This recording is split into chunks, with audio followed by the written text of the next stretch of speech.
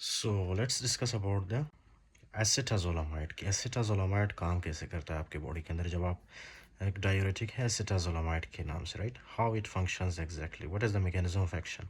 First of all you need to understand one thing, okay, that is very important. आपको पता है आपकी body के अंदर इस तरह से कुछ बाइकार्बोनेट आयंस होते हैं which is also called as HCO3। ये मतलब एक बाइकार्बोनेट है, ओके, बाइकार्बोनेट है। इसी तरह से आपके बॉडी के अंदर जो है क्या है, आपके बॉडी के अंदर है carbon dioxide, simple, okay fine.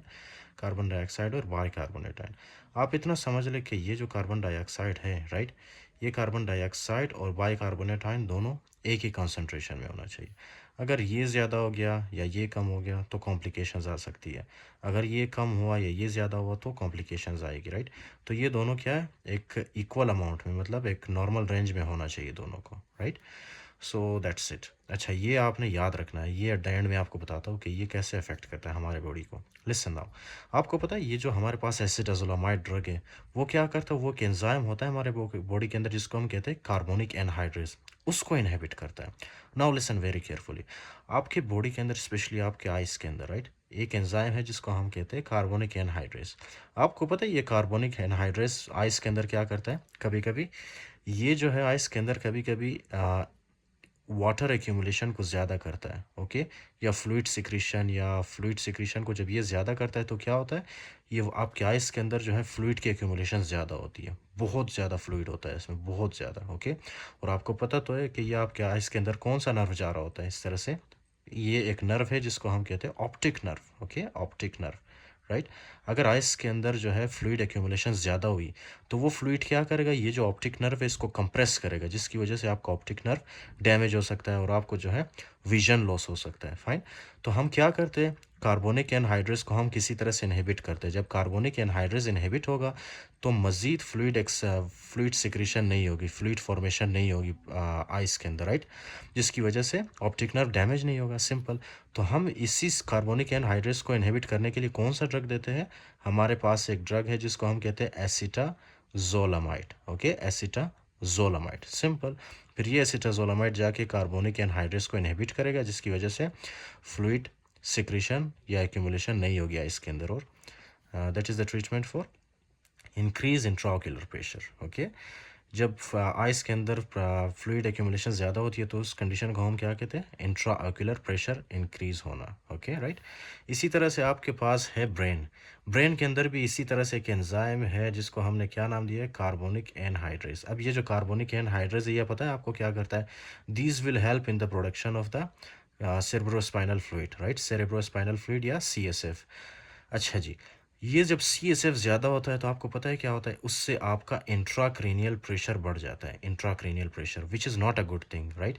Intracranial pressure normal range में जो होना चाहिए, अगर ये ज़्यादा हुआ so this will cause complications, right.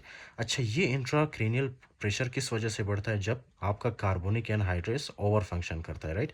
कभी कभी क्या है कि ये जो कार्बोनिक एनहाइड्रेस है ये क्या करता है, this will produce a lot of fluid, and वो जो फ्लूइड है या मतलब सेरेब्रोस्पाइनल फ्लूइड वो क्या करता है, आपका इंट्राक्रेनियल प्रेशर बढ़ा देता है, ओके, इंट्राक्रेनियल प्रेशर बढ़ा देता है।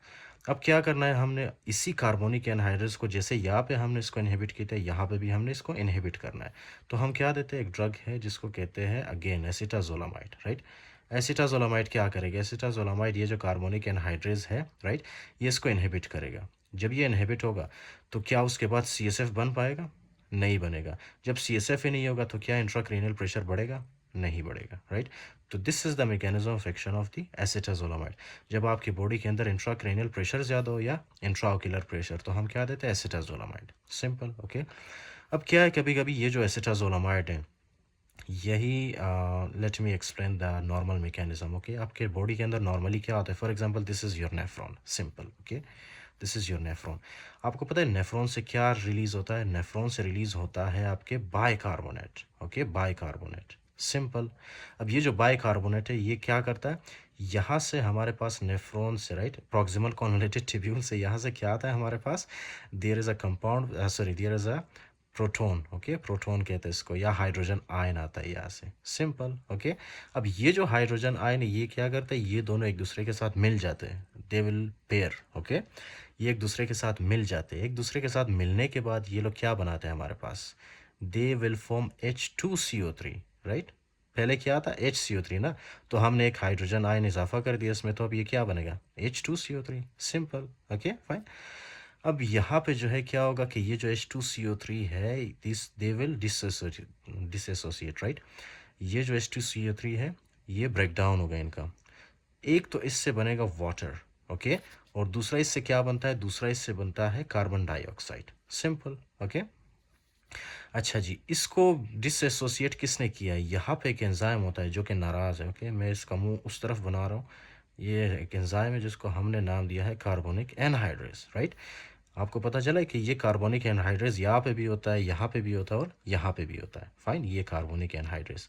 अब ये कार्बोनिक एनहाइड्रेस क्या करता है कि H2CO3 को कन्वर्ट करता है वाटर और कार्बन डाइऑक्साइड में, सिंपल, राइट। अब यही जो हमारे पास है वाटर, ये क्या होता है, ये वापस रीएब्जॉर्ब होता है। ओके यहाँ पे प्रॉक्सिमल कॉन्वोल्यूटेड ट्यूब्यूल के सेल में रीएब्जॉर्ब होता है। इसी तरह हमारे सेल के अंदर क्या होता है, कार्बन डाइऑक्साइड, सिंपल, ये ऑलरेडी प्रेजेंट होता है यहाँ पे। तो ये दोनों क्या करते हैं, ये दोनों वापस एक दूसरे के साथ जब बॉन्ड बनाते हैं ना, हमारे पास क्या बनता है H2CO3 बनता है। डिड यू अंडरस्टैंड ना। ये दोनों जब एक साथ मिलते हैं तो हमारे पास क्या बनता है H2CO3, राइट। अब इससे क्या बनेगा, ये फिर से इनकी ब्रेक डाउन होगी, फिर से इनकी ब्रेक डाउन होगी, सिंपल। ओके फिर से इनकी ब्रेक डाउन होगी और यहाँ पे क्या बनेगा आपके पास HCO3 यानी बाइकार्बोनेट। ओके फिर यही जो बाइकार्बोनेट है ये क्या होगा, ये वापस आपके सर्कुलेशन के अंदर जाएगा, राइट। ये वापस आपके सर्कुलेशन के अंदर जाएगा, ये आप देख रहे हो, ये बाइकार्बोनेट आ गया सर्कुलेशन के अंदर। Do you remember the concept जब मैंने आपको बताया था कि ये वाटर, ये बाइकार्बोनेट आयन हमें चाहिए होता है, सो ये हमें किसी भी तरह से वापस इसको रीअब्जॉर्ब करना है यहाँ से। अगर हमने इसको रीअब्जॉर्ब नहीं किया तो ये यूरिन में चला जाएगा, जिसकी वजह से हमारे बॉडी के अंदर बाइकार्बोनेट आयन की कंसंट्रेशन कम होगी और कार्बन डाइऑक्साइड ज़्यादा होगी, जिसकी वजह से एसिडोसिस हो सकता है, राइट। तो हमने इस बाइकार्बोनेट आयन को किसी तरह से वापस रीअब्जॉर्ब करना है। रीअब्जॉर्ब करने का तरीका क्या है, ये जो मैंने आपको बताया, यहाँ पे कौन हेल्प करता है, कार्बोनिक एनहाइड्रेस। यहाँ पे जो कार्बन डाइऑक्साइड और वाटर को एक दूसरे के साथ मिला के क्या बनाते हैं H2CO3, यहाँ पे भी कौन सा एंजाइम होता है, कार्बोनिक एनहाइड्रेस। ओके यहाँ पे जो इसको H2CO3 को ब्रेक डाउन कर रहा है बाइकार्बोनेट आयन और हाइड्रोजन में, ये कौन कर रहा है आपके पास, ये भी कौन कर रहा है, कार्बोनिक एनहाइड्रेस, राइट। तो ये हमारे पास जब बाइकार्बोनेट बनता है, this will go into our circulation. फिर उसके बाद क्या बनता है, उससे एक और हाइड्रोजन आयन, ये हाइड्रोजन आयन वापस आता है हमारे प्रॉक्सिमल कॉन्वोल्यूटेड ट्यूब्यूल में, राइट। और क्या करता है, ये हाइड्रोजन आयन किसी दूसरे बाइकार्बोनेट आयन के साथ बाइंड करके H2CO3 बनाता है। अब आपको पता चला कि ये हाइड्रोजन आयन कहाँ से आता है, right. Okay so this is what happens. लेकिन आपको ये बात पता होना चाहिए कि ये हाइड्रोजन आयन यहाँ सेल के अंदर से बाहर कैसे निकलता है, एक पंप के थ्रू। यहाँ पे एक पंप होता है जिसको हम क्या कहते हैं, सोडियम हाइड्रोजन एटीपेज, राइट। तो ये क्या करता है, ये पंप एक हाइड्रोजन को बाहर निकालता है और एक सोडियम को अंदर की तरफ भेजता है, एक सोडियम को अंदर की तरफ भेजता है, सिंपल। Okay right. तो ये हमारे बॉडी के अंदर नॉर्मली होता है, राइट। यहाँ पे भी कार्बोनिक एनहाइड्रेस क्या कर रहा होता है, हाइड्रोजन आयन को HCO3 के साथ बाइंड करता है, जिसकी वजह से H2CO3 बनता है। अगर आपको यहाँ तक समझ आया so that is well and good. अब आपने सिर्फ इतना देखना है ना, where is my next pen, yes. आपने सिर्फ इतना देखना है कि आप जब ड्रग देते हो ना, एसिटाजोलामाइड, राइट, यहाँ पे आपका ड्रग काम करता है एसिटाजोलामाइड। अब एसिटाजोलामाइड क्या करता है, लिसन वेरी केयरफुली। ये एसिटाजोलामाइड इस कार्बोनिक एनहाइड्रेस को इनहिबिट करता है, ये एसिटाजोलामाइड इस कार्बोनिक एनहाइड्रेस को इनहिबिट करता है, दोनों को, राइट। एज अ रिजल्ट क्या होगा, अब आप मुझे बताएंगे एज अ रिज़ल्ट क्या होगा। यहाँ पे जो आपके पास ये बाइकार्बोनेट आया है, क्या इसकी ब्रेक डाउन होगी, क्या ये हाइड्रोजन आयन के साथ मिल पाएगा, क्या ये H2CO3 बनेगा, क्या ये वाटर और कार्बन डाइऑक्साइड बनेगा, नहीं बनेगा। तो क्या होगा, ये HCO3 इस तरह से आता है हमारे यूरिन के अंदर, राइट। ये HCO3 आता है हमारे यूरिन के अंदर और ये HCO3 क्या करता है, यूरिन के pH को बढ़ा देता है। Okay it will increase the pH of the urine. Okay the pH of urine will increase. आपको पता होना चाहिए कि ये मैं फिजियोलॉजी में डिस्कस किया था मैंने, जैसे यूरिन का जो pH बढ़ता है ना, this will increase the chances of calcium phosphate stone. Okay calcium phosphate stone बनने के चांसेस ज़्यादा होते हैं इसमें, कैल्शियम फॉस्फेट स्टोन, राइट। क्यों? क्योंकि कैल्शियम फॉस्फेट स्टोन जब यूरिन पीएच बढ़ जाता है ना, तो कैल्शियम फॉस्फेट स्टोन इनसोल्यूबल हो जाता है। इनसोल्यूबल अगर होगा सो that will convert into stone, right. अगर आपका पीएच नॉर्मल होगा यूरिन का, सो ये कैल्शियम और फॉस्फेट स्टोन दोनों हमारे किडनी से बाहर निकलते हैं in the form of urine, okay. अगर पीएच बढ़ गया so that will lead to calcium phosphate stone formation, right. So you have to remember this is very important. आपको बताया था ना मैंने कि यहाँ से, सॉरी मैंने ये आपको बताया नहीं शायद, ये सोडियम भी यहाँ से क्या होता है, फिल्टर होता है, फिर यही सोडियम यहाँ से जाता है प्रॉक्सिमल कॉन्वोल्यूटेड ट्यूब्यूल के अंदर, राइट, ओके। लेकिन क्या है, कभी ये सारा जो मैकेनिज्म है, ये सारा मैकेनिज्म स्टॉप हो चुका है, या यहाँ पे भी सारा मैकेनिज्म कार्बोनिक एनहाइड्रेज इनहिबिशन की वजह से ये सारा मैकेनिज्म स्टॉप हो चुका है, जिसकी वजह से ये हाइड्रोजन आयन बाहर नहीं निकल पाएगा। तो जब हाइड्रोजन आयन बाहर नहीं निकलेगा तो क्या ये सोडियम अंदर आ पाएगा? नहीं। क्यों? क्योंकि ये पंप ही काम नहीं कर रहा, क्योंकि हमारे पास हाइड्रोजन आयन ही नहीं है, ओके। क्यों नहीं है? क्योंकि एसिटाजोलामाइड को किसने इनहिबिट किया? सॉरी, कार्बोनिक एनहाइड्रेज को किसने इनहिबिट किया? एसिटाजोलामाइड ने, राइट। अब ये सोडियम क्या होगा? ये सोडियम तो यहाँ पे रीअब्जॉर्ब नहीं होगा, तो अब ये सोडियम बेचारा इस तरह से आएगा सामने, ओके, डिस्टल कॉन्वोलेटेड ट्यूब्यूल में आएगा। इसी तरह जो है यहाँ पे कलेक्टिंग डक्ट में हमारे पास कुछ सेल्स होती हैं, इनको हम क्या कहते हैं? कलेक्टिंग डक्ट के सेल्स है, राइट, प्रिंसिपल सेल्स कहते हैं इनको।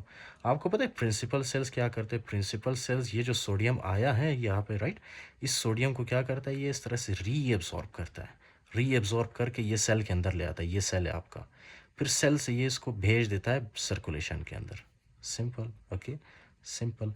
और ये जो आपके पास पंप है या एटीपेज है या पंप है, इसको हम क्या कहते हैं? Sodium potassium ATPase. इसका मतलब है कि ये सोडियम को अंदर की तरफ भेजता है और पोटासियम को बाहर की तरफ, मतलब ब्लड के अंदर से पोटासियम को बाहर भेज देता है। Can you see? ये पोटासियम आ गया हमारे कलेक्टिंग डक्ट में। फिर यही पोटासियम क्या होता है? ये पोटासियम बेचारा यूरिन के थ्रू हमारे बॉडी से निकल जाता है, okay, in the form of urine. तो क्या होगा? पोटासियम की कॉन्सेंट्रेशन यूरिन के अंदर ज़्यादा होगी और ब्लड के अंदर पोटासियम की कॉन्सेंट्रेशन कम होगी, राइट। इस कंडीशन को हम क्या कहते हैं? जब ब्लड के अंदर पोटासियम कम हो उसको हम कहते हैं हाइपोकैलेमिया, ओके। तो इस तरह से हाइपोकैलेमिया होता है, इस तरह से सोडियम की एब्जॉर्प्शन होती है। That's it, simple, right. तो ये है आपका एसिटाजोलामाइड का फंक्शन आपके किडनीज में, राइट। ये क्या करता है? बाइकार्बोनेट आयन को हमारे बॉडी से निकाल देता है, जिसकी वजह से पीएच बढ़ जाती है और कैल्शियम फॉस्फेट स्टोन बनने के चांसेस ज़्यादा होते हैं, right. So this is the function of the acetazolamide on the we can say kidneys. ये क्यों देते हैं हम? कभी कभी क्या होता है कि आपके बॉडी के अंदर जो है ना, मेटाबॉलिक एल्कलोसिस होती है। मेटाबॉलिक एल्कलोसिस, मेटाबॉलिक एल्कलोसिस का मतलब पता है आपको क्या है? मेटाबॉलिक एल्कलोसिस, चलो यार स्पेलिंग को छोड़ो।